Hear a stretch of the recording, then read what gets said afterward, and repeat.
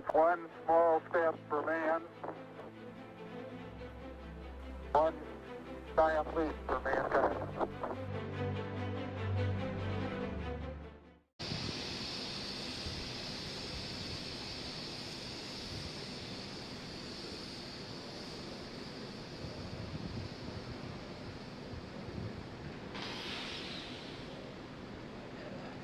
F9's in startup.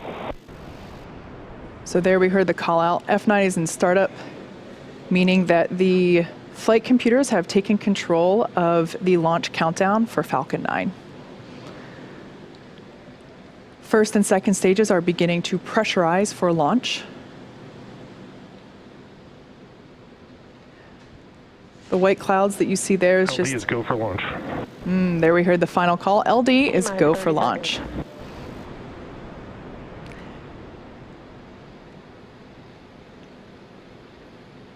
Everything looking good for an on-time liftoff today. Let's listen in on the final seconds of the countdown. T-minus 15 seconds. 10, 9, 8, 7, 6, 5, 4, 3, 2, 1, 0. Ignition, and we have liftoff.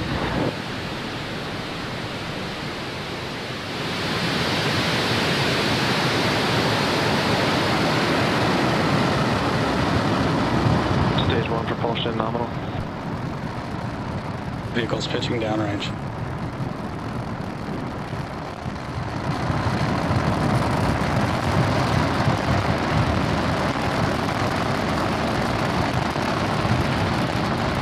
We're now 30 seconds into flight, and Falcon 9 is preparing to pass through max Q, which will happen at T plus 1 minute and 12 seconds.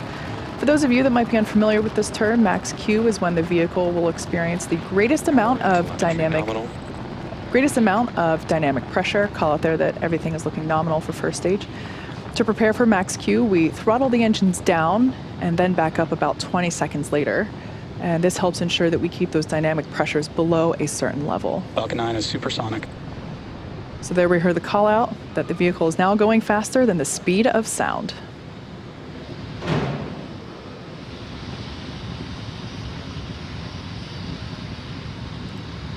Vehicle is experiencing maximum dynamic pressure. So there we heard the call out that the vehicle is passing through max Q. Again, that's the moment in which the vehicle experiences the greatest amount of dynamic pressure, greatest amount that it'll see throughout flight. Now in just a few seconds, we'll hear the call out that MVAC chill has begun. Just like we did on the M1D engines for first stage, we open the pre-valves between the propellant tanks and the turbopumps, allow some of that super chilled liquid oxygen to cool down the turbopump hardware. Chill has begun. There we go. So MVAC chill has begun. So that super chilled liquid oxygen is flowing through the turbopumps, allowing them to cool off prior to full flow of propellant. Everything is looking good with stage 1 trajectory. Coming up, we're going to have 3 events happening in quick succession. We're going to have main engine cutoff, followed by stage separation and SES1, or second engine start 1. Main engine cutoff coming up in 3 seconds.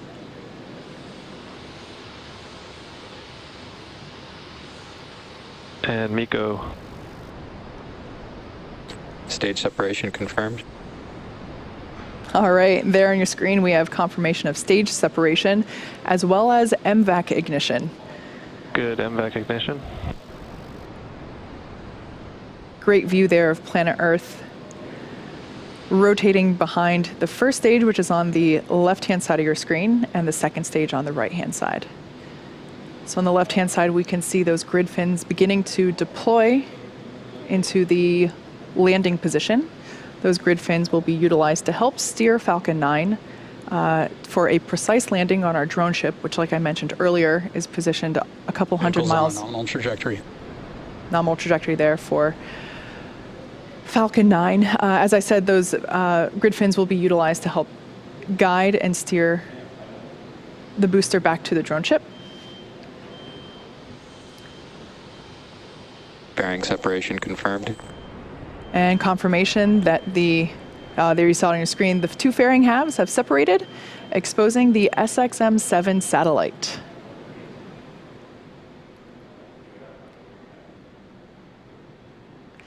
If you look closely, you can actually see the fairing disappearing from view in the background there. Currently at T plus 4 minutes and 3 seconds into flight, and we're performing the first of 2 planned MVAC burns. At stage separation, the first stage's velocity is about 2,200 meters per second, or 5,000 meters per hour, pretty fast. Once the first and second stages separate, that first stage is actually still moving at such a high velocity that it continues to raise its altitude as it coasts for a couple of minutes prior to starting its downward return back to Earth. Acquisition signal, Bermuda. The next major milestone that we'll be able to see will be that first stage entry burn. For the entry burn, we relight the center engine, which we call E9, and then partway through the transition back through the Earth's atmosphere, we relight 2 more Merlin M1D engines, E1 and E5, to give us a total of 3 M1Ds, helping to slow the vehicle down as it passes back into the Earth's atmosphere. We're expecting that entry burn to begin in about 1 minute.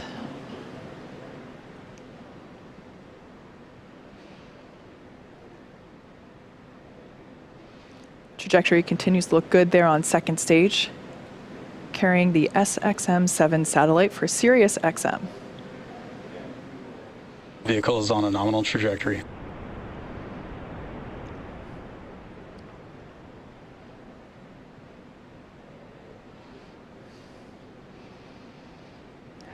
Gorgeous views of first stage as it has now reoriented itself, coasting through apogee and now returning back down. As I mentioned, we will be performing 2 maneuvers for that landing. First entry burn coming up in about 10 seconds, followed of course by the landing burn on the drone ship. Stage 1 FTS is safed. First stage is currently about 50 miles above the Earth's surface. Stage 1 entry burn has started. There we can see that the entry burn has begun on the left-hand side of your screen for that first stage re-entry. Again, we start by igniting the center engine first and then reignite 2 more engines to give us a total of 3 engines, allowing us to slow the vehicle down as it re-enters the Earth's atmosphere. Entry burn, shut down. And shutdown of those 3 engines for entry burn.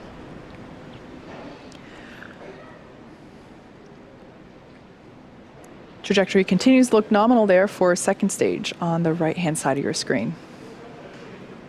I love that view of the MVAC nozzle glowing orange with Earth behind it. Next up, we have a couple of major milestones happening back-to-back. The start of the landing burn followed immediately by SECO 1, or second engine cutoff 1, on the second stage. SECO is where we shut down that MVAC engine to allow the second stage to coast for a little bit. This event preserves the fuel until we need it for the final burn to take us to our targeted orbit for the SXM-7 satellite. And then about 25 seconds after SECO 1, we'll hopefully have a live view of the first stage touching down. Stage 2 is in terminal guidance. Touching down on our drone ship, just read the instructions. So we're expecting the landing burn to begin in about 10 seconds and SECO to begin in about 15 seconds. Stage 2 FTS is saved.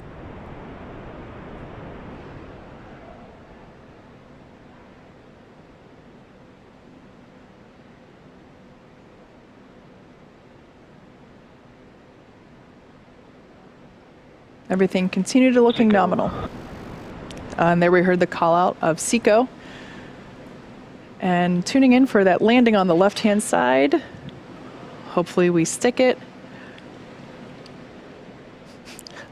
Looks like we lost the feed there. We'll try to bring that insertion. back to you whenever we have the opportunity. But we did hear the call out that we have good orbit for the second stage. Expected losses. So Signal keep. nominal orbital insertion.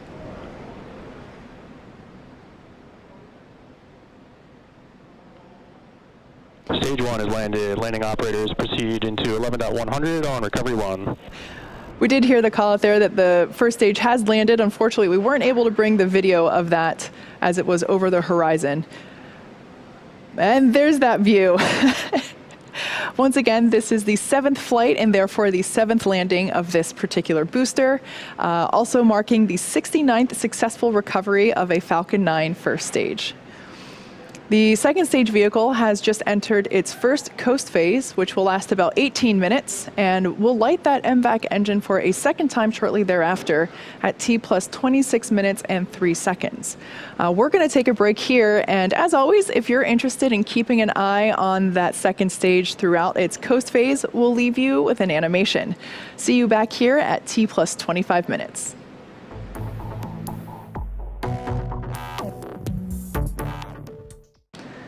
And it's intended to replace the XM3 satellite that is currently on orbit. About 20 seconds away from that payload deployment. There on your screen, we have a great shot of the SXM-7 satellite.